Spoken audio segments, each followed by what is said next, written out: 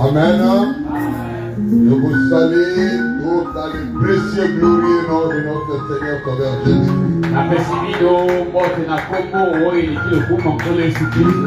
Et bon dimanche à tous. Est-ce que vous êtes dans la joie? Le dimanche, c'est le jour du Seigneur. La pluie ne peut pas nous empêcher de ne pas adorer. Parce que c'est le jour du Seigneur. Nous remercions le Seigneur pour la pluie. Et nous remercions le Seigneur pour tout ce qu'il fait. Ah, tout ce qu'il fait est bon. Nous allons prendre nos Bibles. Oh, lire la parole de Dieu.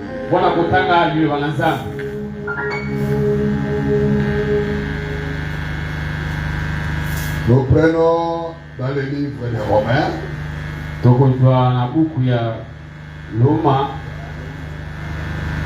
Romains chapitre 8.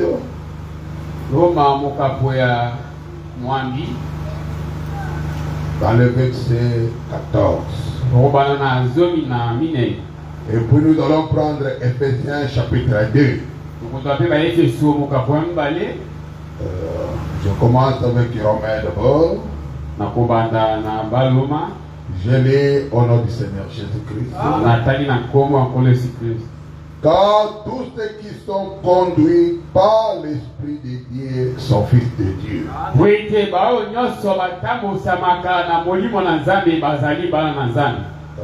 Nous commençons aujourd'hui notre enseignement sur la conduite de l'Esprit. Ça pourra nous prendre 1 mois ou bien 45 jours.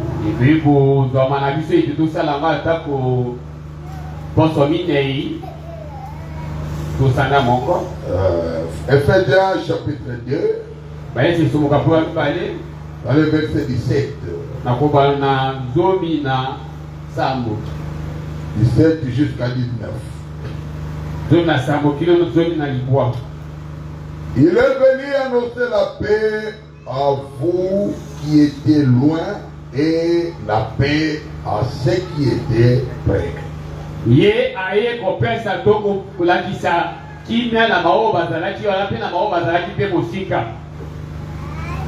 Vous êtes là?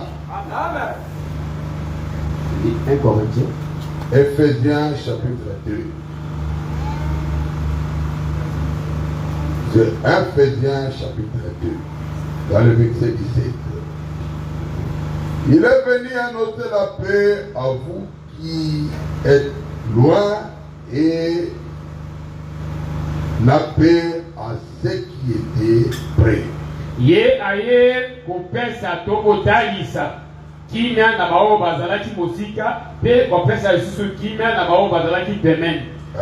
Vous qui étiez loin et ceux qui étaient près.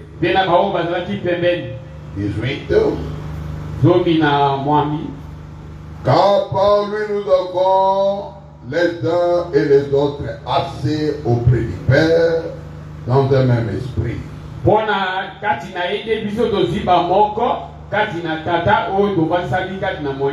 19. Ainsi donc, vous n'êtes plus des étrangers ni des gens du dehors, mais vous êtes concitoyens des saints, gens de la maison de Dieu.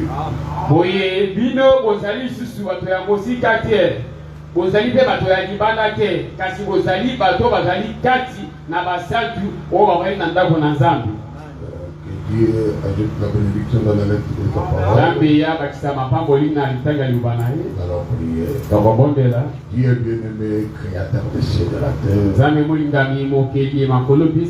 Combien tu es bon Seigneur. Tu as permis que nous soyons ici ce matin de la résurrection. Pour t'adorer. Et nous te disons merci Seigneur. Merci pour ce bon bruit de ce matin. C'est pour nous une grande bénédiction Seigneur. Et nous t'invitons maintenant parmi nous.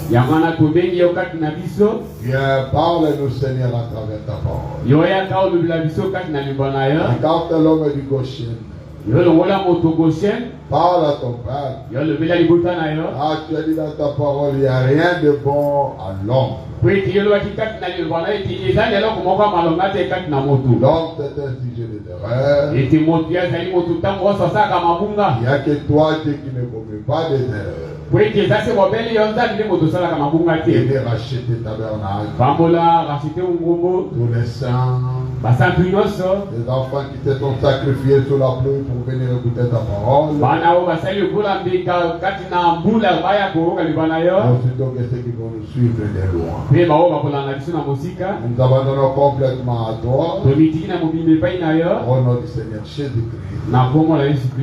Amen. Vous pouvez vous asseoir. Comme je disais que nous avons commencé notre enseignement sur la conduite de l'esprit. C'est aujourd'hui que nous commençons. Nous commençons ça avec une pluie de la bénédiction. Et nous remercions le Seigneur pour ça. Car tout ce que Dieu fait est bon. Dieu connaît toutes choses.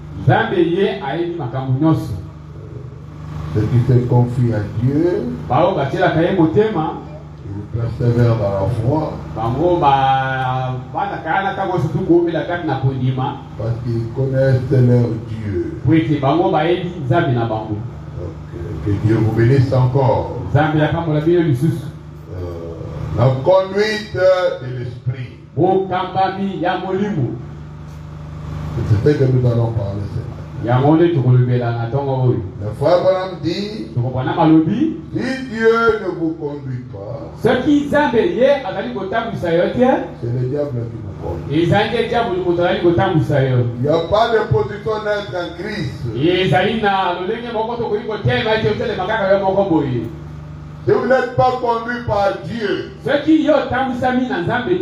vous êtes conduit par le diable. C'est ce que nous voyons aujourd'hui ce matin. Effectivement, beaucoup de gens sont conduits par le diable. Parce qu'ils ne veulent pas la conduite du Seigneur. La conduite du Seigneur a ses principes.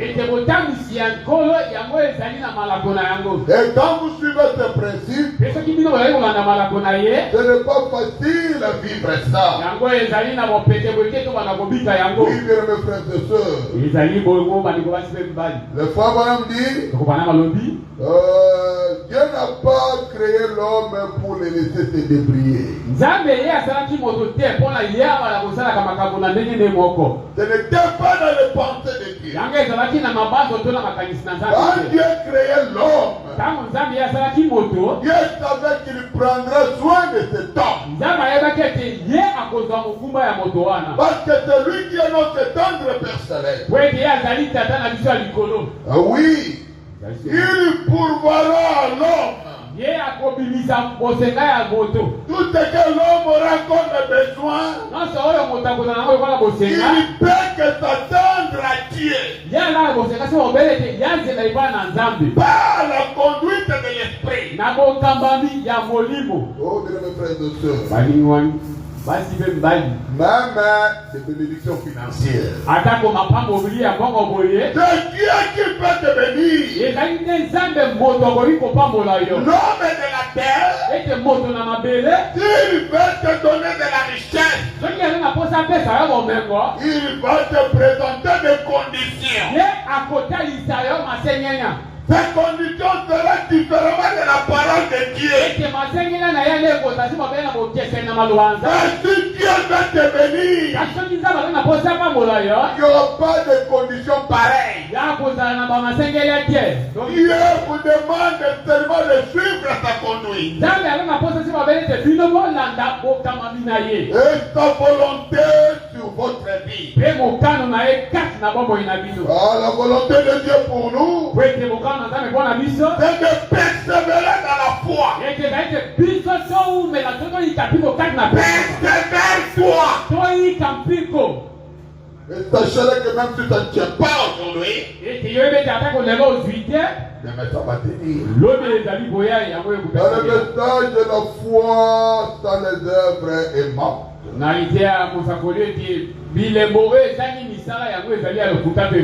La foi sans les œuvres est morte. Prêché le 22 août 1950. La paragraphe 30. Le Papa dit, en effet, souvenez-vous donc, vous ne pouvez pas jouer avec le Satan.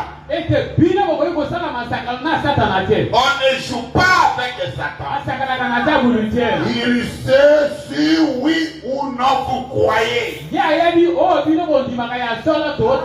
N'essayez pas juste de vous débriller. Oui, vous voyez vraiment. Maintenant, pensez-y avec. Dès que vous passez aux choses sérieuses avec Dieu, vous passez aux choses sérieuses avec Dieu, il traitera des choses sérieuses avec vous. Dieu ne fait que traiter des choses sérieuses avec vous quand vous pensez aux choses sérieuses avec lui. C'est comme ça le foi de Dieu. Ça, ce sont ces principes. Dieu a établi ces principes que chacun de nous doit suivre. Oh, merci beaucoup mon frère. La conduite de l'esprit. Les principes à suivre. Parce que le peuple dit, le diable connaît chacun de nous. Si vous croyez, ou si vous ne croyez pas, le diable vous connaît très bien. C'est ainsi que le diable n'est pas loin de vous. Il est toujours là en train de vous observer. Il connaît que ce que vous faites, vous ne suivez pas la conduite. Mais ce n'est pas ce que Dieu veut de vous. Dieu a créé l'homme pour que lui-même Dieu puisse le conduire. Pas pour nous laisser se débrier seul. L'homme commence à se débrier tout seul. C'est par là que l'homme devient vagabond. C'est ce que dit la parole de Dieu. Et vous allez voir les hommes et les femmes, les jours de l'église, aller dans le pique-nique, aller jouer les jeux d'argent, rester dans la télévision, en train de suivre les choses de l'image. Oh oui. Pourquoi? L'homme est sorti de la conduite de Dieu. Il n'est plus dans la conduite du Seigneur. Mais quand l'homme suivait la conduite du Seigneur, Dieu le conduisait. Dieu prenait soin d'Adam. Dieu pouvait pourvoir tout ce qu'Adam avait besoin. Oh, que Dieu puisse nous aider. Les avantages de la conduite de l'esprit. L'obéissance à la conduite de l'esprit. On donne l'accès à une vie de distinction qui influencera positivement votre milieu, votre famille, votre église, votre vie, et même votre génération. Voilà les avantages de la conduite de l'esprit. Ça va influencer votre vie auprès de vos amis, là où tu travailles, même dans ton église, même dans votre quartier. Tu seras un homme remarquable. Les gens vont t'envier parce que toi tu suis la conduite de l'esprit. Mais si tu veux être conduit par toi-même, tu commettras beaucoup de dégâts. Deutéronome chapitre 7. Dans le verset 14, la Bible dit ceci: tu seras béni plus que tous les peuples. Tu seras béni plus que tous les peuples. Oui, il y aura chez toi ni homme ni femme stérile,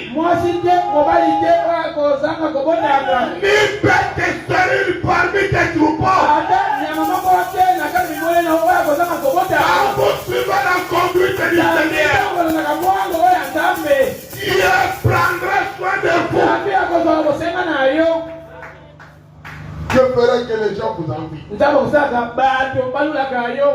le monde va s'intéresser. Les gens peuvent dire qu'à lui, il a des fétiches. Parce que tout le monde l'a vu. Quand il touche à quelque chose, cette chose de la pratique, c'est la conduite. Ce n'est pas de la machine. Deutéronome chapitre 28. Dans le verset 1 jusqu'à 2. La Bible dit: si tu obéis à la voix de l'Éternel, ton Dieu, en observant et en mettant en pratique tous ces commandements que je te prescris aujourd'hui, ton Dieu te donnera la supériorité sur toute la nation de la terre. Je te donnerai la supériorité. Amen. Oh, je ne suis que l'aîné de la famille. Les cadets plutôt. Mais c'est toute la famille qui a besoin de vous consulter. S'il y a un problème dans la famille, on veut d'abord te consulter. Consultons d'abord les cadets. Lui, il a l'influence sur lui. Oh, j'aime beaucoup ça. Oh, dans le verset 2. Voici toutes les bénédictions qui te répandront sur toi. Et qui donneront ta bataille. Lorsque tu obéiras à la voix de l'Éternel ton Dieu, il y aura des grandes bénédictions. Lorsque vous obéissez à la voix de Dieu, à la conduite de Dieu. Oh oui. Oh, tu seras béni. Béni le travail. Oh oui. Et s'ils sont dans les affaires, que leur influence soit grande dans la ville où ils vivent. Oh, je fais les affaires. Que ton influence soit grande dans les affaires que tu fais. Et Dieu bénisse tes affaires. Et tu seras sous la conduite de Dieu. Que Dieu lui-même puisse te le conduire. Oh, je travaille quelque part. Que tu deviennes un directeur dans cette entreprise. Que ton influence devienne grand.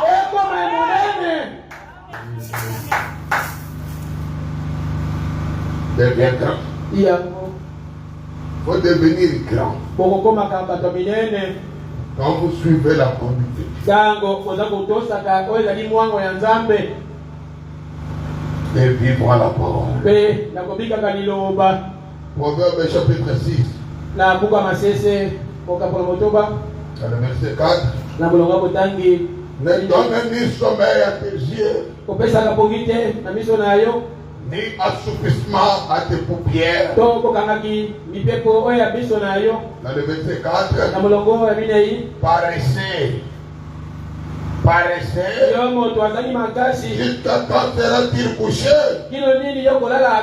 Quand te lèveras-tu de ton sommeil? Un peu de sommeil, un peu d'assouplissement, un peu croiser les mains pour dormir. Et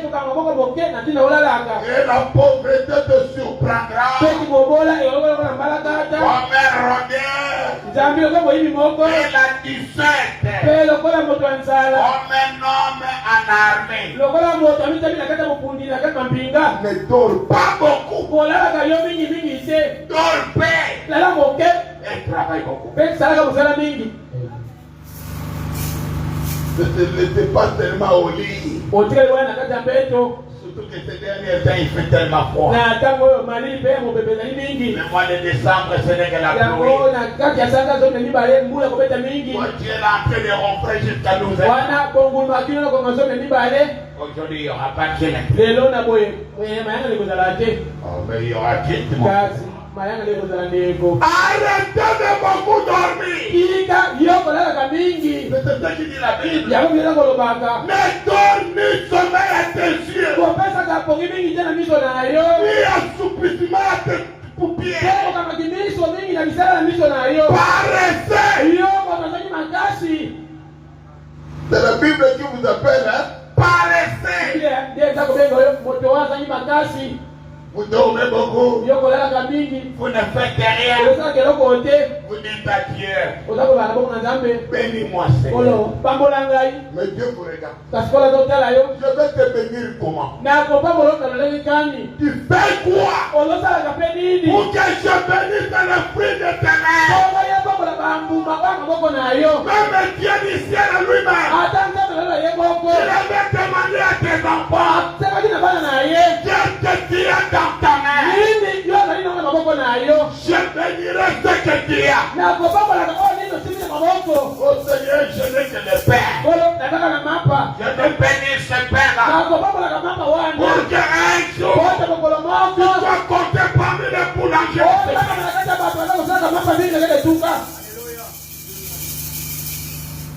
Seigneur, je n'ai que la moto.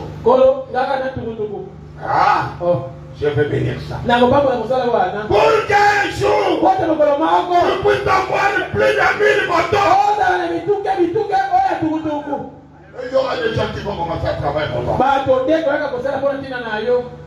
Chaque fois il faut faire les rapports.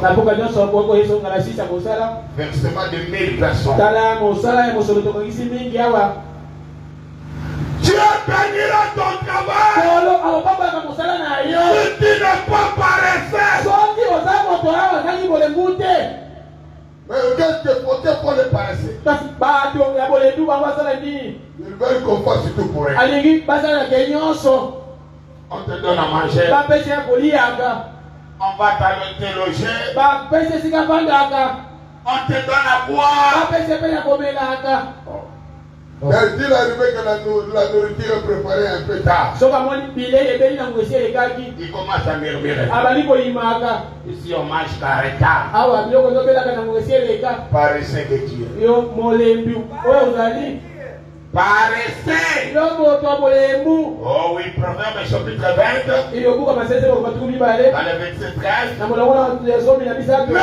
pas le sommeil. N'aime pas le sommeil. Est-ce que vous êtes là? Ce n'est pas moi, c'est la Bible. C'est dans vos Bibles que vous avez même dans vos téléphones. N'aime pas le sommeil. De peur que tu ne deviennes pauvre. Amen. Je dois dormir. Je dois dormir. La Bible dit n'aimez pas de peur que tu deviennes pauvre. Quand tu veux devenir pauvre, reste au lit là en train de dormir. N'aime pas le sommeil. De peur que tu deviennes pauvre. Ouvre les yeux. Tu seras rassasié de paix. Ouvre les yeux. C'est-à-dire, ne dors pas. Tu dois payer. Prier. Travailler. Travailler dur. Pour recevoir ce don que tu as besoin. Beaucoup de gens que vous enviez sur cette terre. Cet homme-là, c'est un millionnaire. Au Seigneur, nous sommes venus seulement accompagner les autres. Mais ce sont des gens qui ont travaillé. Si vous lisez leur histoire, vous allez comprendre qu'ils avaient travaillé dur. Il se pourrait qu'ils vendaient seulement le popcorn. Ils vendaient seulement le pain. Ils vendaient seulement le jus. Jusqu'à ce qu'il est devenu distributeur. Et à la fin, il crée une entreprise. Il engage les gens. Il faut travailler. Une église où les gens ne travaillent pas. Une église où les gens ne travaillent pas. Cette église-là ne peut pas progresser.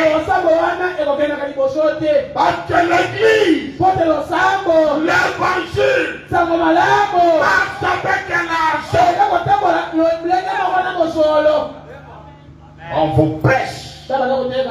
Vous vous donnez ce que Dieu veut. On ne peut pas vous prêcher. Et vous regardez la personne qui vous prêche comme ça. Vous venez encore vers lui. On n'a pas mangé hier. Donc, à la place de lui donner, vous demandez encore au président. Vous ne pouvez pas être un grand dormeur. Et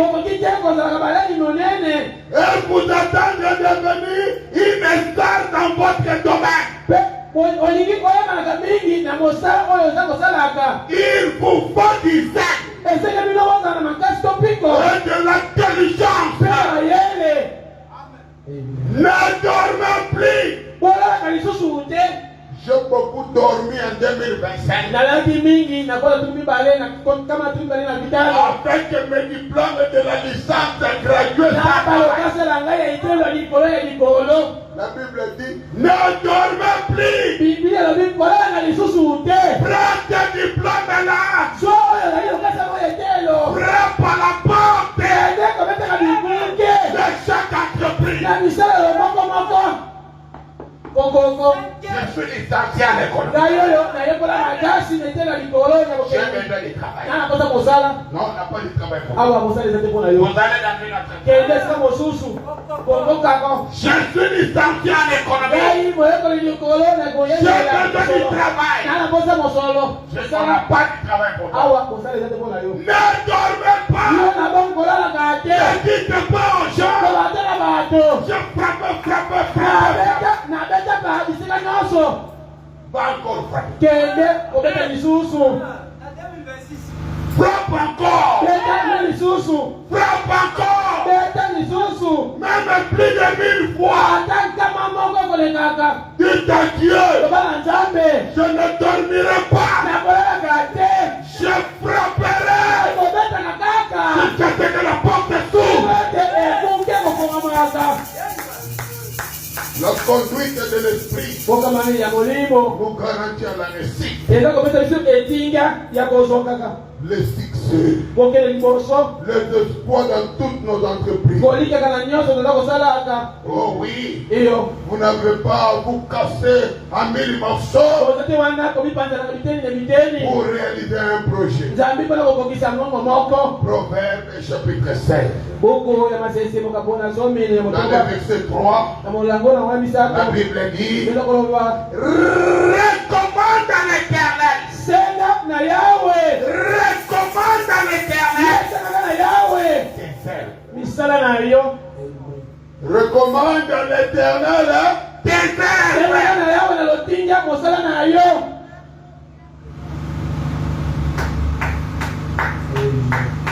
Et tes projets réussiront. On a dit de recommander ça à qui? À l'Éternel. Donc, on n'allait pas voir des féticheurs. J'ai besoin du travail. Et je vous donne quoi pour que vous me trouviez du travail. Il a dit, recommande à l'Éternel tes œuvres. Et tes projets resteront. Tu dois recommander ça à l'Éternel. Tes œuvres. Oh Seigneur, soutiens-moi. J'ai besoin de faire quelque chose. Je m'attends qu'à ta conduite. Quand ta conduite est la meilleure, c'est ça la bonne chose que je peux suivre. La conduite de l'esprit. Tout celui qui peut suivre la conduite de Dieu, ils seront obligés de répondre à ces dons qu'ils ont besoin. C'est ce que dit la parole de Dieu. C'est ce que la parole dit. Et la parole de Dieu ne peut pas faillir. Oui, bien mes frères et sœurs. La parole de Dieu ne faillira jamais. Mais nos paroles peuvent faillir. Mais pas la parole de Dieu. Moïse est le grand serviteur. Prêchait le 22 janvier 1950. La paragraphe 7. Moïse, sachant cela comme un élite, il dit, je pense que je sortirai juste et mettre la chose en ordre. Ainsi, il avait 40 ans. Donc, il pensait, je deviens assez âgé pour faire cela. Donc, il a entrepris la chose de son propre chef. et il a échoué. Moïse akatamaki. Moïse n'avait pas attendu à Dieu. Mose azalaki kouta na Nzambe te. Quand il avait 40 ans, Tana lakini na mibutu 10. il a dit, je peux faire ça. Alors bi nakoko sala kosala wana. Je vais libérer le peuple de Dieu. Kokambo la libota oya Nzambe. Moi-même, Naloko Mose. je suis un homme fort. Naza mobali koka makasi. Je peux libérer ce peuple. Nakoko kokambo la libota oyo. Le Abraham dit, Kosokona za oloba. il a entrepris la chose Mose abandi kosala makambo. de son propre chef Na ilolenge na ye moko. et échoua. Pe Mose akatamaki. Il te l'a, tu as un Égyptien. Kino yeko kele kubomba boyi. Moto moko ya Ejipito. Il a échoué. Akatamaki. On l'a excommunié. Babenganaki ye. Et Pe bongo. chaque fois Na mbala mingi. que nous prenons la chose à main, Biso tozala makambo na maboko. nous allons faillir. Na bongo tokatamaka. Nous agissons comme le Seigneur conduit. Tango tokosaka bosala yenge bana yaba na kokambaka. Si vous, Soki biso bato. nous agissons Toza kosalaka. comme le Na Seigneur yenge conduit. bana lokola nkolo Et apunikaki. faites ce que le Seigneur dit Pe kosala ko yaba na kolobaka. de le faire. Tosalaka. Alors, Bongo nde. vous faites cela Toza kosalaka yango. et vous n'échouerez jamais. Na bongo tokokata makata mokolo moko te. Vous ne pouvez pas faillir Tokokata makate. parce que Kambi mwete. vous êtes en train de suivre la conduite du Toza Seigneur. kolandaka bokamami oyo nkolo. Vous voulez suivre votre propre conduite, Olikolanda bokamami na yo boko moto. tu vas échouer. Na bongo okozaka kokokisa. Vous allez courir en vain. Okopota bango na mpamba. Comme dit le pauvre, vous courez en vain sans un message. Lokola osakopala baki ozakopota bango kozanga sango moko na kati na yo. Parce que vous voulez faire des choses de votre propre chef, Pote olikosala makambo lolenge na yo boko moto. selon votre propre connaissance. Yenge bene na mayele na moto. Dieu ne sera pas là. Na wana ye Nzambe kozala wana te. Parce que toi, tu connais déjà. Pote yo wana moto si oyebi. Dieu aime travailler avec les gens qui le connaissent. Nzambe alinga kozala kosala na bato bayebi te. Il veut que vous persévérez Alingi bato bayika mpiko. dans ta Na conduite. bokamami na ye nkolo. Dieu vous a fait une promesse. Nzambe asala bino elanga moko. Il veut que tu puisses persévérer Iyo oyika mpiko. en croyant Nakondimaka que ete. cette promesse, Elaka wana. un jour ça va t'accomplir. Mokolo moko kokokisamaka. En suivant ta conduite, Kasi na ngai botokola na bokamami na ye nkolo. persévérer. Oyika mpiko. Il s'est dit comme en 1964. Lide ya mosakoli ya 1963. Madame dit Bokambi kolona koloba. 64. Na koto moko na ligwa na koto kama tuku moto bana mine. Persévérer. Na kala lide ya koyika mpiko. De 64. Oya kama tuku moto bana mine. Dans le paragraphe 38. Na molongo na tumisa to na mwambe. C'était une invention par un homme. Ezalaki koto na mine tuka moko moto asalaki. Par un seul homme. Na moto moko kaka. Mais Kasi ce qu'il y a, oyo esalamaki. ce qu'il est arrivé, Oyo ekomelaki bango. parce que Kwete. c'était une parole du Seigneur. Ezalaki liloba ya nkolo. Et Moïse était décidé, Pe Mose azwaki mokano. peu importe les probabilités de réussite, Ate soki lolani tani makoki azalaki longo ya kokokisa. Dieu était avec lui. Nzambe azalaki longo na Mose. Et lui va plus que toutes les probabilités. Pe Mose akelaki liboso na makoki nyonso azalaki na yango. Dieu va plus que toutes les probabilités. Nzambe ake liboso nyonso koleka makoki moto akoki kozala na yango. Moïse devait s'attendre à Dieu. Mose azalaki kozela na nani? S'attendre à Dieu Kozelaka kaka na nguta na Nzambe sous ta conduite. na lokamami na ye. Dieu lui a dit, attends. Nzambe ali na Mose zela. Attends ma conduite. Mose zela lokamami na ngai. Voilà ce que tu venais de faire. Tala nini oti kosala kuna nano. Là, on te jette maintenant dans le désert. Wapi babonge na kati ya esobe. Tu te retrouves auprès d'un monsieur Okomi koza mutu moko. qui s'appelait Jétro. Oyo azalaki kombo Jetro. Il te prend là Azwi yo Mose. avec la conduite du Seigneur. Na lokamami na yo nkolo. Il fait de toi son travailleur Asali na yo Mose mwana mosala na ye. pendant 40 ans. Tuta mibutu 10 lisusu. Dieu disait à Moïse, attends ma conduite. Moi-même je sais. Dieu, lui va plus que toutes les probabilités. La conduite de l'esprit nous garantit la protection contre toutes les forces du mal. La conduite de l'esprit vous protège contre toutes les mal. Tu veux aller quelque part, demande à Dieu. C'est-à-dire que tu dis, Dieu besoin de ta conduite. Quand tu dis non, moi j'ai mon argent. Je vais seulement y aller. Tu vas rencontrer des obstacles, des accidents, beaucoup de mauvaises choses. Et après tu vas dire, oh Dieu, pourquoi tu m'as abandonné? Et Dieu te dira, est-ce que tu m'avais demandé avant de faire ça? Est-ce que tu avais suivi ma conduite? Ou tu voulais faire quelque chose de partout? Écoutez, c'est la Bible. Exode verset 23. Exode chapitre 23. Dans le verset 20. La Bible dit ceci. Voici, j'envoie un ange devant toi.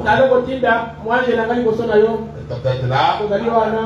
Pour te protéger en chemin. Et pour te faire arriver au lieu que je préparais. Dans le verset 29. Mais si tu écoutes sa voix et si tu fais tout ce que je te dirai, je serai l'ennemi de tes ennemis. Et l'adversaire de tes adversaires. 23. Mon ange marchera devant toi. Il te conduira. Je les amorerai. Les Étiens. Les Phérésiens. Quand vous suivez la conduite du Seigneur, je parle que Dieu enverra ton ange. Il va marcher devant toi pour combattre pour toi. Il prendra soin de toi. Il prendra soin de tes amis. Il prendra soin de tes enfants. Il prendra soin de ta famille. Parce que vous suivez ta conduite. Dieu prendra soin de ton travail. Même si les gens te combattent, Dieu sera là pour prendre soin de toi. Dieu prendra soin de ta maison.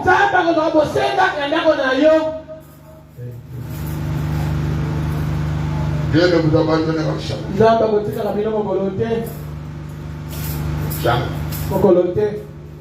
Question et réponse. Le 2 janvier 1966. C'est plutôt question 166. Il dit ceci. Si Dieu vous accorde à faire quelque chose, alors il sera votre protection. Oh, Dieu m'a envoyé pour aller faire quelque chose, mais je ne suis pas protégé. Les gens cherchent à me tuer. Les anciens veulent me tuer. Non. Si Dieu t'envoie pour faire quelque chose. pote na tino sala eloko moko. Le Abraham dit, Moto maloba koloba. il vous protégera. Nzambe akobamba libatelaka yo. Il vous a envoyé. Ye mo nzambe atindaki yo. Il confirmera votre parole. Akondimisaka maloba na yo. Vous êtes alors un ambassadeur. Ozali etelelo moko. Êtes-vous les ambassadeurs de Dieu? Bozabe etelelo ya Nzambe. Vous allez quelque part. Ok, sika moko. Dieu m'a envoyé. Ola tindaka. Et après un moment, Na simata moko. aidez-moi. Nzambe sunga ngai. Aidez-moi mes frères. Bosunga bandeko na ngai. On voulait me tuer ici. Awa baliko bomba ngai. Oh. Qui t'avait envoyé là-bas? Mutamutu na tindaka kuna. Oh, c'était Dieu. Oh, na bongo takine Nzambe moko. Mais celui qui t'avait envoyé là, il n'a pas le pouvoir de prendre son lit. Kasi oya tindaki yo wana atazama kokiti ya kobatelaka yo. J'ai le ministère. Ngai nazala lotomo. On peut donner une église Napesa osango moko. pour conduire Na mtindo okamba yango. à cette église-là. Ah, losambo wana. Je ne dors plus la nuit. Nazolalaka te na butu. Des attaques sur les attaques. Bitumba na bitumba. Ils sont tous des sorciers. Losambo wana bango nyonso badimi bandoki. Et ils veulent me tuer. Mpe baliko bomaka ngambo kambi. Je ne veux plus aller là-bas. Na okende susu wana te. Tu n'es qu'un lâche. Wana ozali motiki mosala. Ce n'est pas Dieu qui t'avait envoyé là-bas. Ezalaki ne Nzambe atilaki bisika wana te. C'est toi-même qui étais parti chercher ton père. Wana yo moko moto kende na ntina kolakaka kalipa. Et le diable vient, Mpe Satan aye. il te touche un peu. Asimbi yo moke. Vous allez mourir là-bas. Esika kuna botikaki ngai na kufa nde. Tu n'es pas un ambassadeur. Na bongo ozali evaniselo to eteliselo moko te. Parce que la question-réponse dit, Pote na kati ya mosakoli tina mpe biyanela koloba. si Dieu vous a ordonné à faire quelque chose, Soki Nzambe ye napesa ondingisa osala eloko moko. alors il sera votre protection. Na bongo ye Nzambe akozala mobateli na yo. Voyez-vous, Omoni bino yango. il vous protégera. Ye Nzambe akobatelaka yo. Ce n'est pas Dieu qui a protégé Moïse pendant qu'on lui avait jeté la l'eau. Ezalaki Nzambe te akobatelaki Mose ntango bakelaka ta mai. Il y avait des crocodiles. Wana bangando bazalaki. Il y avait des animaux là qui habitent un peu dans l'eau, Ezalaki banyama bavanda na kati ya mai wana. qui pouvaient manger cet enfant. Bakokaki kolia Mose. Et Moïse était là, Mpe Mose azalaki wana. en train de pleurer. Kata kolelaka. Un petit bébé. Bebe ya moke. Kolelaka. Kolelaka.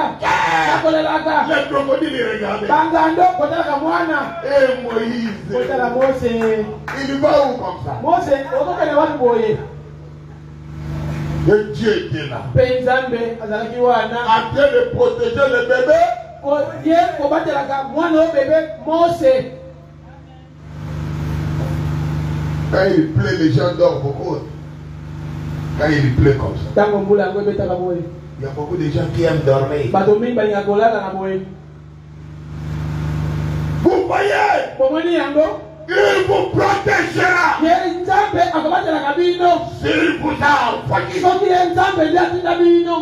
Si tu n'es pas protégé, Soki yo obatelami te. ce n'est pas Dieu qui t'avait envoyé. Elongi ne Nzambe yatindaki yo te. Il confirmera votre parole. Ye Nzambe akokokisaka maloba na yo. Vous êtes alors un ambassadeur. Bongo ozali evaniselo na eteliselo. La conduite de l'esprit Okamami ya bolimo. nous garantit de provision. Eza kopesa biso elike na libombemelo. Un financement céleste. Oyo mosolo eza koutaka na lola.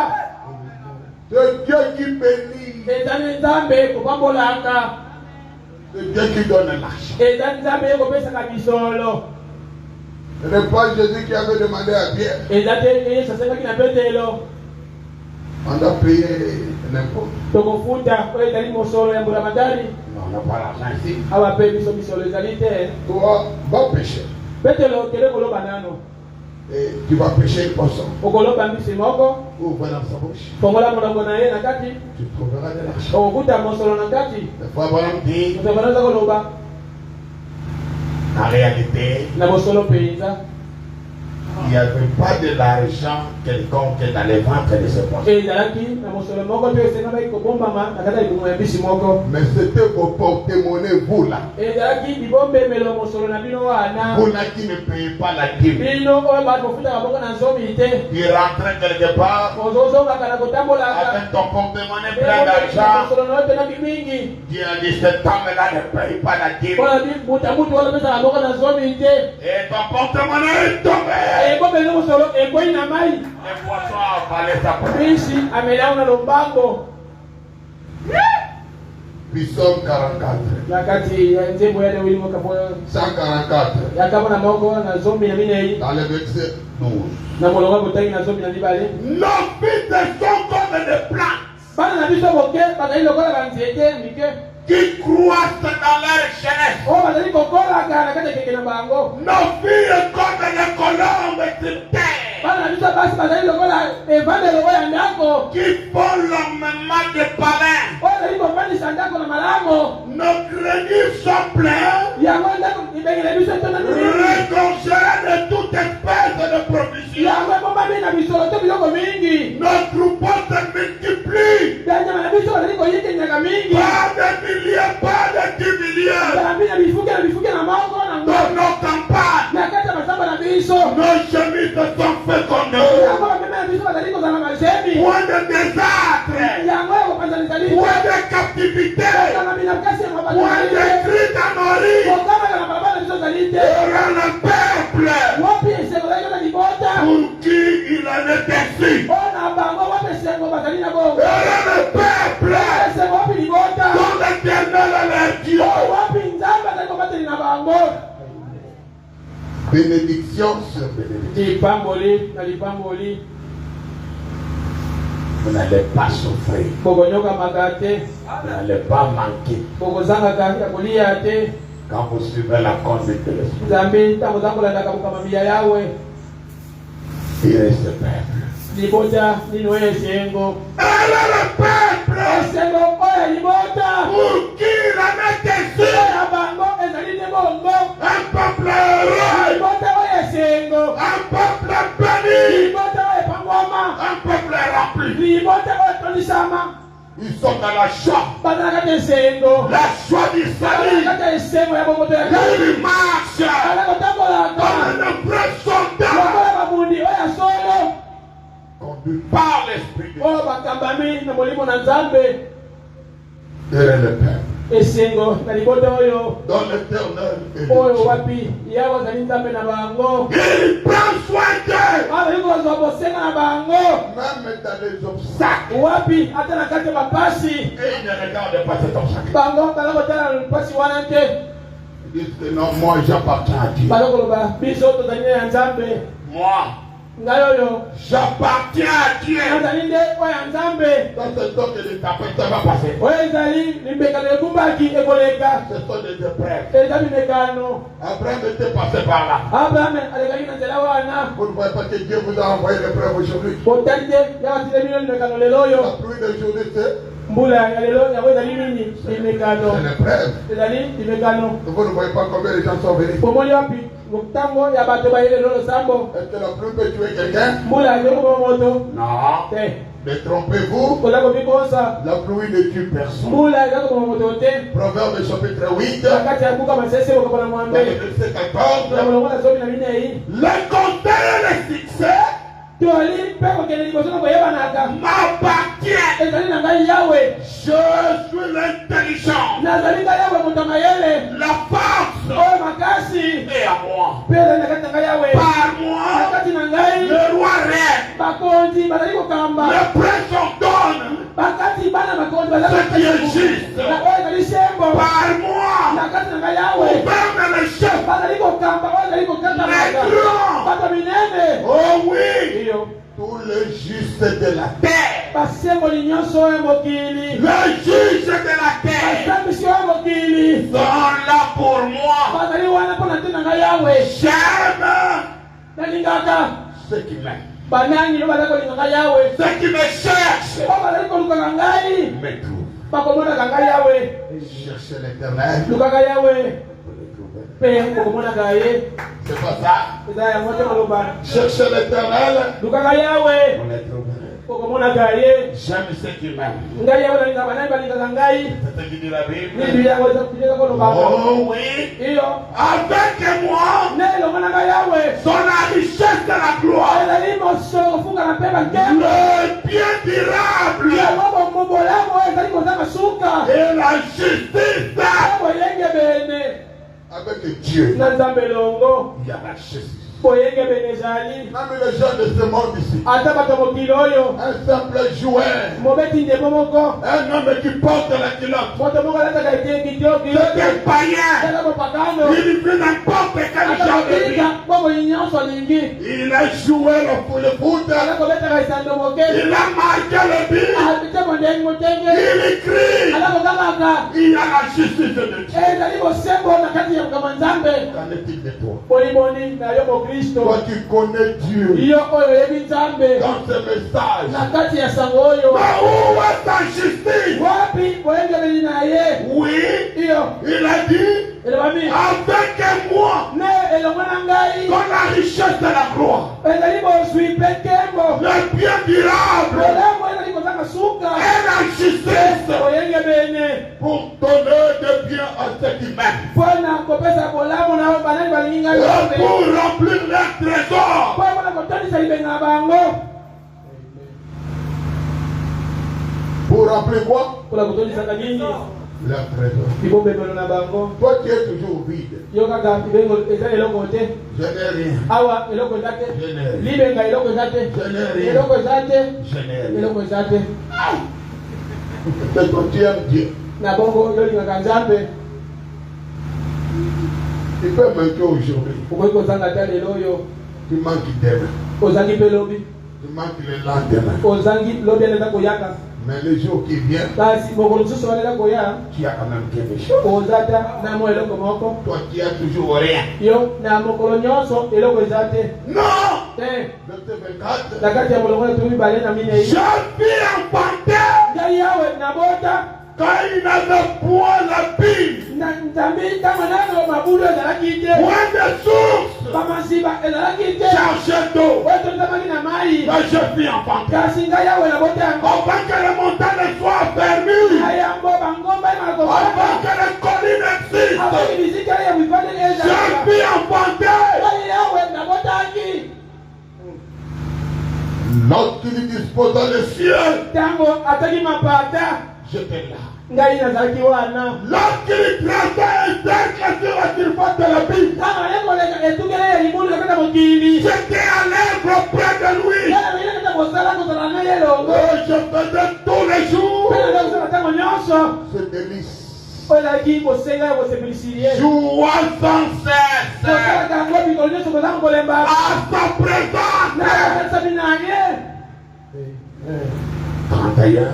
na bulongo misato Jouant sur le globe de sa terre. kosakana kozalaka na esika nyonso ya mokili mpe bifandeli ya mokili Trouvant mon bonheur parmi les fils des hommes. kozwakaka esengo nanga na kati ya bana ya bato Dieu ne vous abandonne jamais. nzambe akotikaka bino mokolo moko te Pour celui qui se conduit par Dieu, oyoso bakama bino na nzambe il ne sera jamais abandonné. bakozalaka mokolo moko te basungolami Jamais. mokolo moko te On peut même vous créer un truc que vous ne connaissez pas. bakoki kobongisela yo likambo moko ata yo oyebaki te Juste pour vous saluer. natina kaka kobebisa kozalisino na bato Pour que tu ne sois plus considéré parmi les gens. oyebana lisusu kozwa balimemia te na kati ya bato Tu n'as pas à faire. yo oza na yo kolelaka te na bato Dis seulement à Dieu, loba na nzambe c'est toi qui me conduis. nzambe yo nde eza kokambaka ngai Je ne connais pas cette affaire. nzambe nayebi likambo oyo te Je place mon espoir en toi. natie elika na ngai epai na yo nkolo C'est toi qui as dit, nzambe yo olobaki j'étais à l'œuvre auprès de lui. nazalaki na mosala pembeni na ye Et je faisais tous les jours mpe nanda kosala ntango nyonso ce délice. kosepelisa na motema na ye Je vois sans cesse à ta présence. kosalaka mosala ntango nyonso na bozalisami na ye C'est toi, Seigneur, ezalaki yo nde nkolo qui a dit, olobaki je fus enfanté quand il y avait point d'abîme. ngai yawe nabotaki ntango nano mabulu ezalaki te Point de source chargée d'eau. wapi mamasiba oyo ezalaki ata na mai Avant que les montagnes soient affermies. famille. Zambino yambo bangomba ebala kovanda. Avant que les collines existent, Zambi musuke mungili ebala kozalaka. je fus enfant. Ngai yawe nabotaki. Tu m'avais connu. Zambe oyebaki ngai. Tu prenais soin de moi. Bale kozwa kosenga na ngai. Avant même que je vienne Na chez yambo toi. ngala nakata mungila bato. Oh oui, Iyo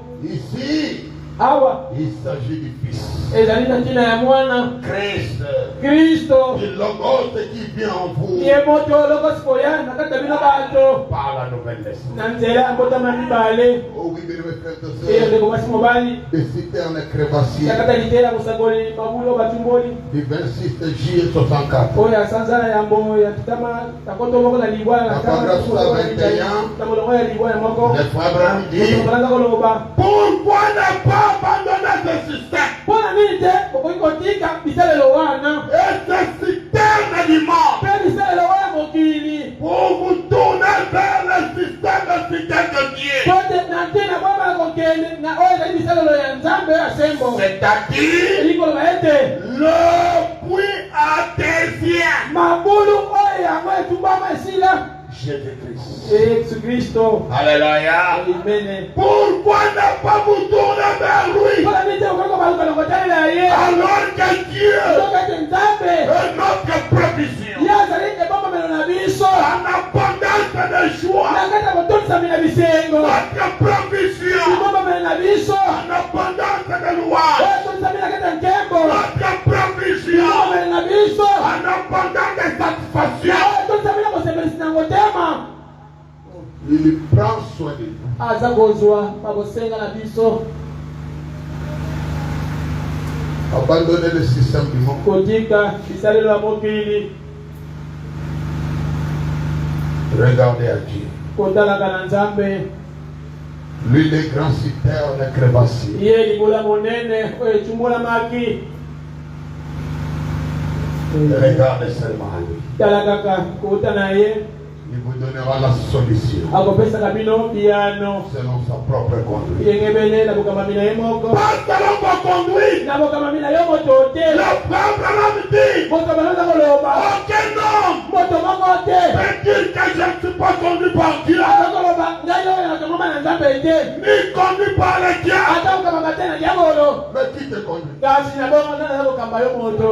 Il y a que deux positions. Eza kaka koteme mibale. Ou bien c'est Dieu qui te conduit, To Nzambe kokamba yo. ou bien c'est le diable. To Satana kokamba yo moto. Oh, moi j'ai une position nette. Awa ngai na telemi na longe na ngamoko. Il n'y a pas de position nette en Dieu. Potemi ya moto ye moko kozanga mususu ezalaka te kosola Nzambe. Oh, tout ce que je fais, ça ne marche pas. Nyonso eza kosala ngambo toza kokende liboso te. Il faut dire à Dieu, Seigneur, maintenant j'ai besoin de ta propre conduite. Loba Nzambe sasa lipi nazala posa bokamami na yo. Mon ange marchera devant toi. Nakata te ya kosakoli mwani mujabela ntango ya liboso na yo. Du 13 février 1953, Ya soir. koto moko na libwana kama 15 na misato na pokwa. Paragraphe 5. Na mulango na mitano na Le botangi. frère Abraham dit, Kutobana za koloba. c'est Christ, Ezali yende Kristo. le Logos, Ye moto oyo. l'ange de l'Alliance, Mwanja oyo qui a akoyokani. conduit les enfants d'Israël de l'Égypte à la terre promise. Bana Israeli kino na mboka elanga. Ce qui n'était qu'une préfiguration. Oyo ezalaki lolenge elongi oyo esengaki okokisamaka.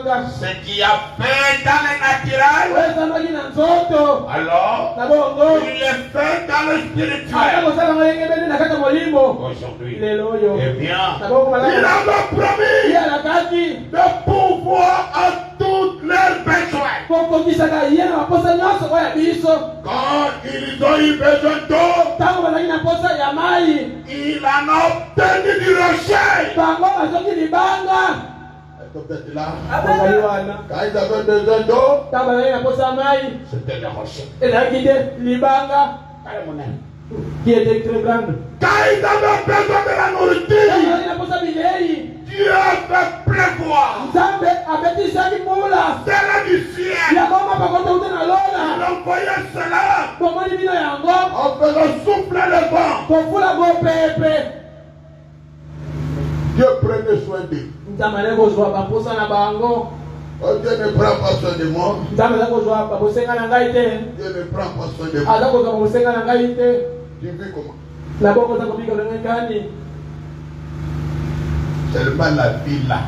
Kaka bomo yoana. Quand vous respirez là, Tango zako pemba kana bomo hii. il prend déjà soin de vous. Na bongo zako tenda kwa zako zakosenga nayo. C'est lui qui prend soin de vous. Yene nzama zako zwa baposa na biso. Quand vous êtes malade, Tango zako belanga. ne pensez pas que ce sont les médecins qui vous guérissent. Kobanza kate baiba binganga ndeba zako bingisaka yo. Le fois on a dit les médecins ne guérissent pas. Moso zako bangala binganga zako bingisaka te. Ce sont des gens sincères. Badalika kabato oya sembo. Ils cherchent comment vous aider Badako kolungani basungayo. quand vous êtes malade. Tango zako bela kokono. Parce qu'ils avaient appris cela à Ko l'école. bango bayokola kango na bitero. Mais ils ne connaissent rien de la Yasi guérison. bayebitero zalinjina mambia lobiko nzoto. Le fois on a dit comme ils prêtent, Mosokala bibota lokala takisa. ils avaient échoué à la maison de Jaïrus. Bango bakata makina ndako ya Jairise. Car l'unique enfant de Jaïrus était mort. Hapo mwana iliki ndako ya Jairise akufaki. Et il pouvait dire la vérité à Jaïrus. Bango kwa koloba ya bosolo na Jairise. Nous avons échoué. Awa tosuki na biso. Ta fille est morte. Mwana oya mwasi akufi. Nous avons tout fait Tosali na nyonso. selon notre connaissance Yeye bene na mayele na biso. concernant la médecine Olandeli mambo oyo ezali et kotala bilanga. l'expérience que nous avons. Beti te oyo biso tofiki nango. Mais Twasinde ça n'a pas marché. esimbi te. Nous avons échoué. Tosuki wana. Ta fille est morte. Mwana na oya mwasi akufi. Mais quand Jaïrus a pensé Tango Jairise abanzaki. qu'il y avait un Jésus, Ezalaki na Yesu moko. c'est lui le guérisseur, Yende mobikisi. il a couru vers Jésus Jairise akotaki mbango kote liboso na Yesu. pour aller chercher la guérison de sa fille. Kwake koluka lobiko na nzoto ya mwana na ya Alors, mwasi. je suis en train de terminer. Ezami na zako kena En suka. paragraphe 7. Katika lite ya wana na Maintenant, sasa hivi. tout au long de ce voyage, Na nzela zote zako kendaka. il a promis de pouvoir de tout ce dont que nous avons besoin. Plakati ya kokokisa bosenga nyonso zali nango. Tout ce que vous demanderez au Père, Nyonso lili kokosenga na tata. en mon nom, Na kombo na ngai. je le ferai. Na kosalaka yango. Ce n'est pas ce que la Bible dit. Eza yango tibile kolobaka.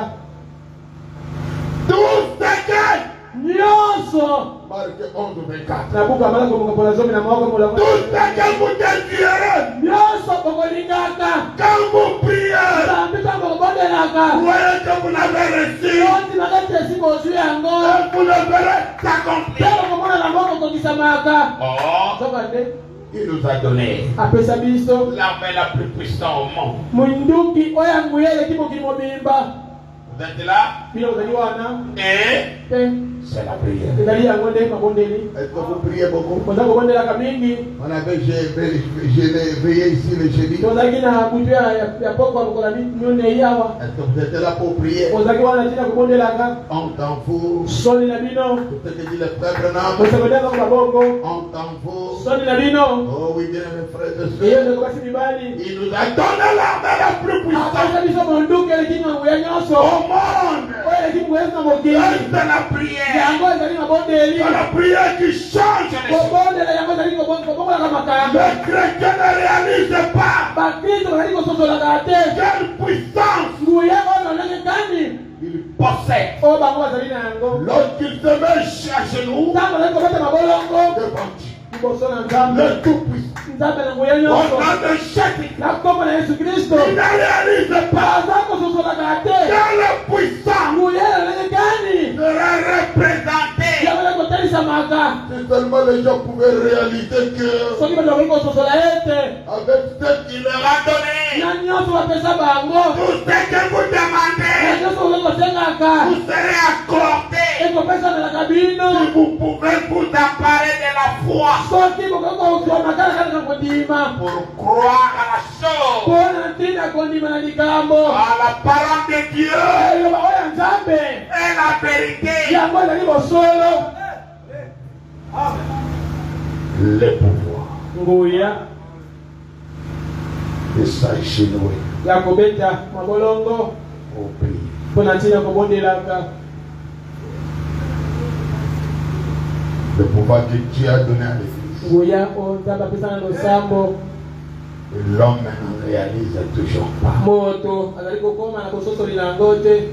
Le jour où l'homme va réaliser ça, mokolo moto kusosolaka yango ça sera le succès. wana koyebanaka mingi na bato Et ça sera la réussite. wana kokokisa bino makambo nyonso Ça sera la gloire. yango kozalaka nkembo L'élévation. kotomwami Un grand changement. mbongoma oyo monene On me dit sa parole. lokola elobi liloba na ye nkolo Ceux qui s'attendent à Dieu, bao nyonso bazali kozelaka na nzambe mais nous venons de la foi. bazali komikomaka su makasi koleka Il court, bazali kopotaka mbango ne se fatigue pas. bazali kolembaka te Ils s'envoleront bazali kopembwamaka comme les aigles. lokola bampongo Ils sont conduits par Dieu. bakambami na nzambe Si c'est l'homme qui vous conduit, soki ezali nde moto kokambaka bino si c'est l'homme que vous suivez, soki ezali nde moto boza kolandaka vous serez déçus. okokomiyoka pasi Parce qu'en l'homme, pote na kati ya moto il y a la perfection. ezali na oyo ezali bobongi Il m'a fait ça. moto azali nga boye Il m'a fait ça. azali nga boye Il m'avait promis ça. alakaki nga oyo Il n'a pas accompli. akokisi yango te C'est l'homme. wana moto nde bongo La conduite de l'esprit kokambami ya molimo nous garantit l'honneur. ezali kopesa biso elite na oyo ezali koyana Dignité. ya kulokumu La gloire. mpe nkembo Dieu ne peut pas vous conduire ntango okoki te kokamba bino à une porte dont il sait qu'elle ne s'ouvrira pas. na liboso ekuke oyo wapi ye nzambe ayebi ekeki kofungamaka te liboso na bino Non. te Il vous conduit aza kokamba bino dans la voie la plus profitable na nzela oyo ezali na etuke malamu de la vie. na bomoi Il met la facilité dans votre vie. atie bopete na nzela na bino Bénédiction, lipamboli na lipamboli prospérité se prospère. koyikinya koyikena koyena liboso Chaque année, il vous bénit. mbula na mbula kopambolaka bino Il vous donne, il vous donne, il vous donne. kopesaka bino Dieu veut que vous puissiez grandir. kola lingi bino kokolaka En 2025, na mibu koto mibale kama ozali na ntuka moike il ne mange pas bien. wale kolia malamu te En 2026, na koto tu mibale na kama tu mibale mitano obali regarde un peu tes jours. tala mwa matamba komi Tu es en bonne santé. nzoto kitoko monene Un peu d'argent. mwa misolo kosimbaka Tu commences à rouler. mwa mutuka mpe kokendaka na Ça n'est pas un péché. wana ezali lisumu te kobika bongo Rouler, kotama na motuka c'est un moyen de déplacement. ezali makoki ya kokendaka bisika na bisika Quand il pleut comme ça, kokoka mpula kobeta boye toi tu ne vas pas regarder à la oyo pluie. kotala mpula te Tu sors directement, tu entres dans ta voiture. mimbala moko yo na kati ya motuka Ah, tu te diriges à l'église. kobika mami kino na losambo Merci Seigneur pour le moyen de déplacement. matondi kolo na makoki ya kobekumaka Ce n'est même pas le ciel. wana ezaka lola te Ce n'est que le moyen de eza déplacement. makoki ya kokendaka ngambo na ngambo Demandez des grandes choses. senga makambo minene na nzambe Tout est possible nyonso ekozali makoki ya kokokisama à celui qui croit. na nani azali kondimaka Le pentecôtiste, bato ya kitela il vit mieux aza kobikaka malamu que toi. koleka yo wana Il travaille, aza kosala mosala il fait des affaires, ozosala mabia koyikila mosolo il conduit, baza na motuka kokumbaka il a un petit terrain où il construit. aza mo esika mabele moke aza kotonga ndako Il n'a pas tué quelqu'un. ye na bongo aboma moto te Non, te il prie beaucoup baza kobondelaka mingi dans son ignorance. na kati ya kozangi bokososoli na bango Et il est répondu. mpe baza koyanolaka bango Mais toi, avec la vérité, yo nda bosolo nyonso tu ne pries pas. oza kobondelaka te Il n'y a pas de sacrifice, eza na mbeka moko te pas de récite. mpe kokende liboso kosimba ezali te Il n'y a pas de sacrifice. parce que pote mbeka ezali te Les pentecôtistes, bato ya kitela ils font des chaînes de prière. bazali kobilaka bilei mpe kobondelaka Vous pensez que c'est en vain? yo monyango na mpamba Oh Dieu! okolo Oh Dieu! okolo Dieu regarde. nzambe atali Il est ignorant, moto azali boyebi mais kasi il est même. alingi nga bongo nzambe Il veut quoi? nakoko lingi nini mpe Les succès. nalingi koyebana na kati ya bato Bra. zwa yango Il veut quoi? olingi mpe nini Que je puisse te conduire. nalingi motuka Bra.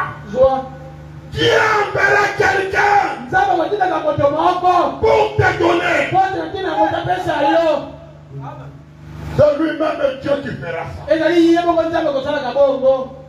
Ne pensez pas que c'est là que je vais descendre le ciel. Oh, Élie était nourri par les...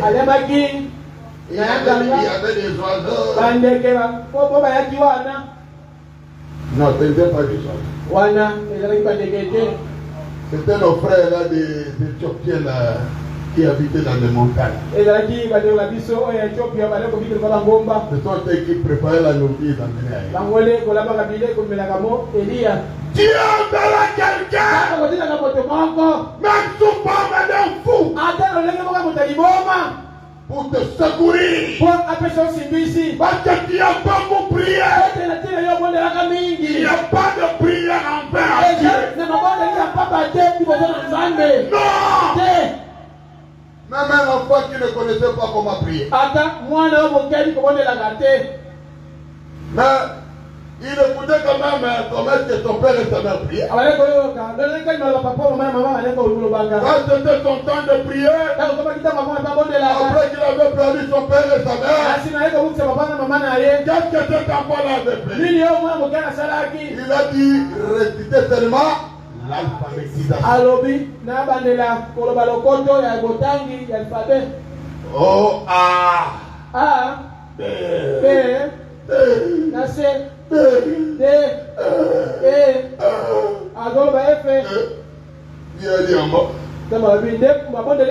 il a besoin de prier. Il ne sait pas comment prier. Dans chaque famille qui sont dans la réalité, je lui donnerai. C'est toi qui l'as besoin. Dieu répond aux prières. Oh Dieu, j'ai besoin d'une femme. Tu t'as Dieu. Décris même à Dieu la façon dont elle peut être. Seigneur, je voudrais qu'elle soit comme ça. Comme moi j'avais demandé à Dieu. Je voudrais qu'elle soit un peu de coupe taille, un peu d'éclair, qu'elle soit jolie. Je n'avais pas parlé du Saint-Esprit. Vous savez que le Saint-Esprit viendra toujours. Parce que le Saint-Esprit c'est la parole. Et Dieu a exaucé ma prière. Il m'a donné la femme que je cherchais. Demandez à Dieu. Priez. Priez par vous. Et tu seras exaucé. Alléluia. Dieu fera en sorte que tu sois satisfait. Dieu te donne de satisfaction. Dieu va te satisfaire. Dieu ne peut pas t'abandonner. Dieu m'a abandonné. Il m'a donné une mauvaise femme. Ma femme c'est une sorcière. Faut que tu regardes bien. Parce que la profondeur est pleine. Il se pourrait que toi-même aussi tu es un sorcier. Mais sans le savoir.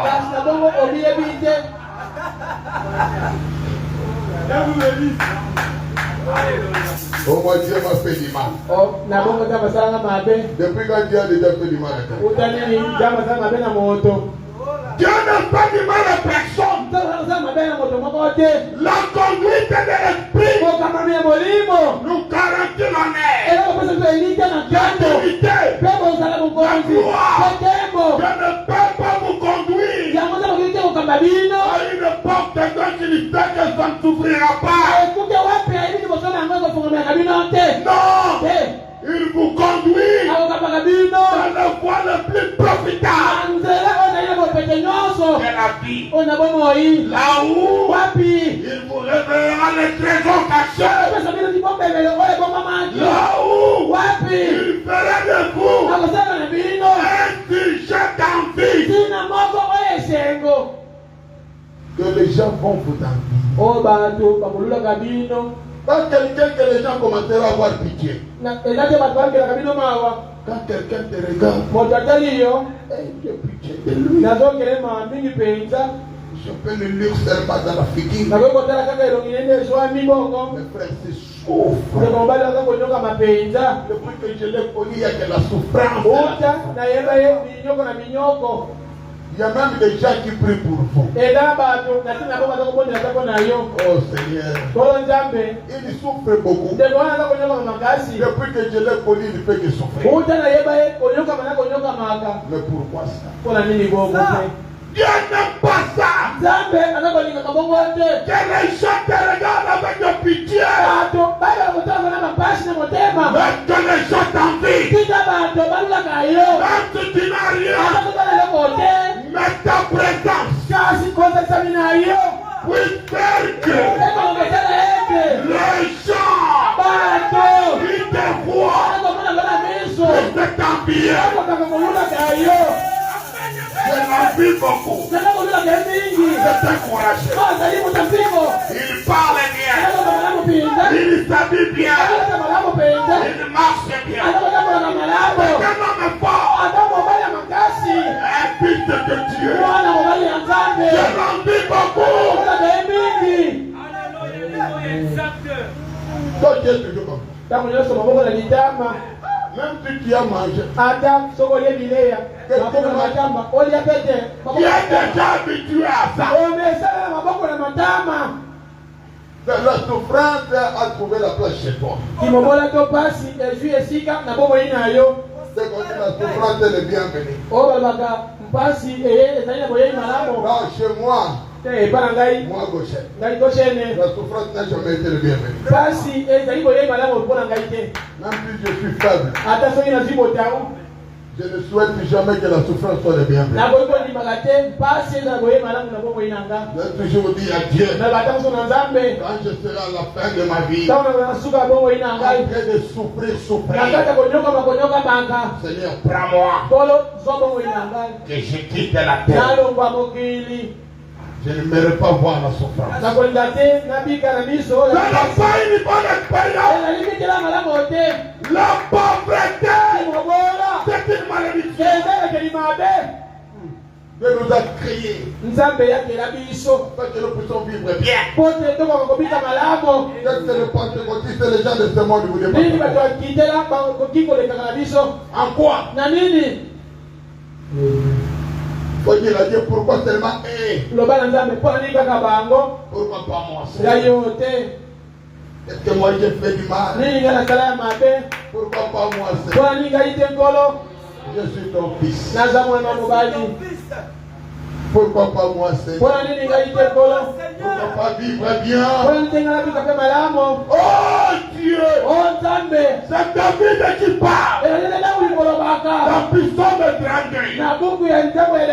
Dans le verset 8.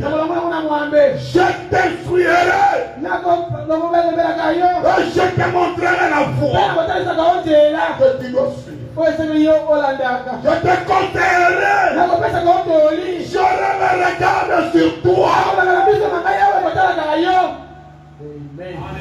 Je veux fixer mes yeux sur. Je vais te surveiller. Même dans la maladie, à la souffrance, à la richesse, quand tout va bien, mes yeux sont là. Dieu, ses enfants, il le connaît bien, il le fait confiance, il sait que cet enfant ici ne peut pas me trahir. Ce sont eux qui disent à Dieu, je place ma foi. Je ne regarde pas le monde. Pas le monde de vanité. Mais ma foi est placée en toi. Oh, j'aime Abraham. Un homme de la foi. Tant des obstacles sur son chemin. Son chemin était obscur. Mais il tenait toujours bon. Kasi itakuwa tena manasengo. Il savait qu'un jour, Aboneleko kolomako. Isaac viendra. Isaka koyaka. Ésaïe chapitre 48, Kabuku ya Jacob kapotule minyanya dans mwa. le verset 17. Na mwana wasomi na msamba. Ainsi parle l'Éternel, Ndiko yawe. ton rédempteur, Yemo siko lina yo. le Saint d'Israël. Yemo santu ya Israeli. Moi, Éternel ton Dieu, Yawe ndame na yo. je t'instruis Na ndiko tani sauti ela. pour ton bien. Bwana tina balamu na Je yo. te conduis Ndiko kamba yo. dans la voie que tu dois Na suivre. yewe sene yo la ndaka. Est-ce que vous suivez la voie de Dieu? Kotakola na bonde na zambe. Il a dit que je te conduis Alobenga izambe na zako kamba yo. à la voie que tu dois suivre. Na nzele sene yo olandaka. Aujourd'hui, Lelo yo. cette écriture est accomplie. Nakata ndia musakoli nikomyo yo ibaliko kokisama. Je suis en train d'atterrir Nakata bopembi. pour quelques minutes. Kama moketi C'est le 19 février 1965. Le frère Branham dit, la paragraphe 112, parfois Dieu laisse les choses devenir tellement sombres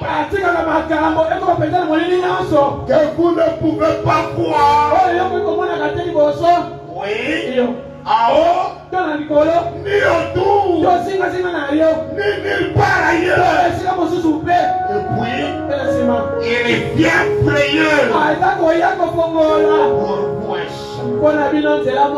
À travers de cela, afin que vous puissiez dire, aujourd'hui, cette écriture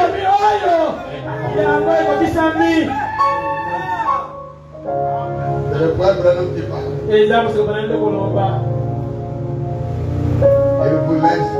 Il vous laisse dans des chemins difficiles. Il vous laisse dans des conditions sombres.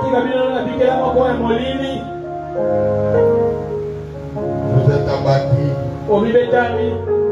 La plus d'espoir. Et après il descend pour frayer un chemin.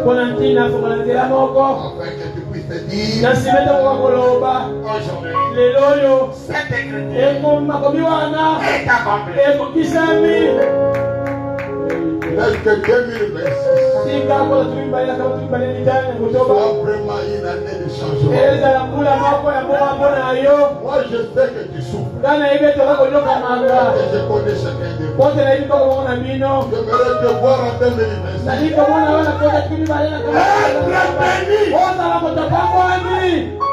Comme avait dit le frère Branham, quand nous avons commencé ici, oh, je voyais les gens, ils étaient tristes, en train de souffrir. Mais maintenant, je vous parle. Nous manquons même là où on peut parler le béni. Et je vois vos visages en train de rayonner. Quand quelqu'un vit bien, il mange bien, tu peux dire ça.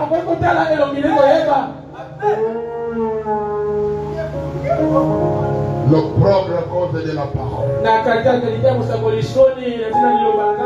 qui est prêché le 23 décembre 62. La paragraphe 198.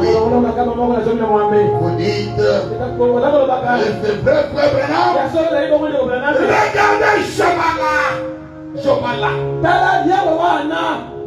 qui a soufflé et poussé ses vagues là pour frayer un chemin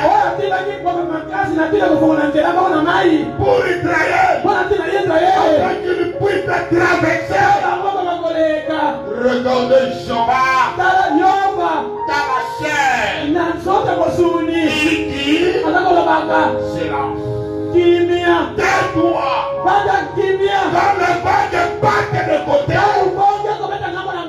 dans la tempête, et que le diable agisse et tout, comme cela, il a dit, silence.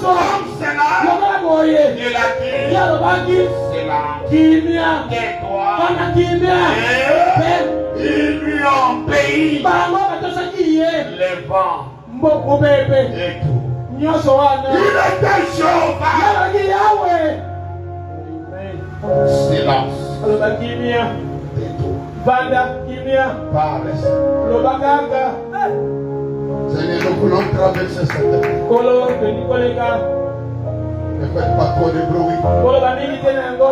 Silence. Kimia yango. Tais-toi. Yokala kimia. Parle. Lobakanga. L'eau va se séparer. Mai yabeko kabwama.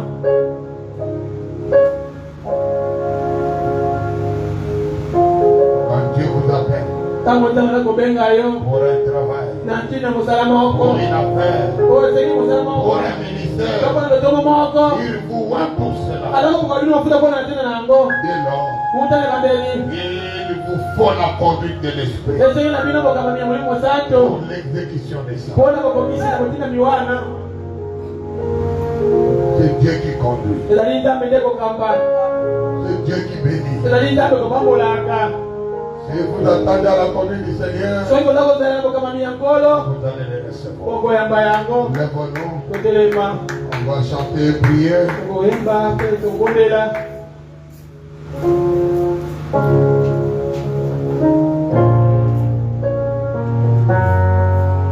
La conduite de l'esprit. Kokabami ya molimo.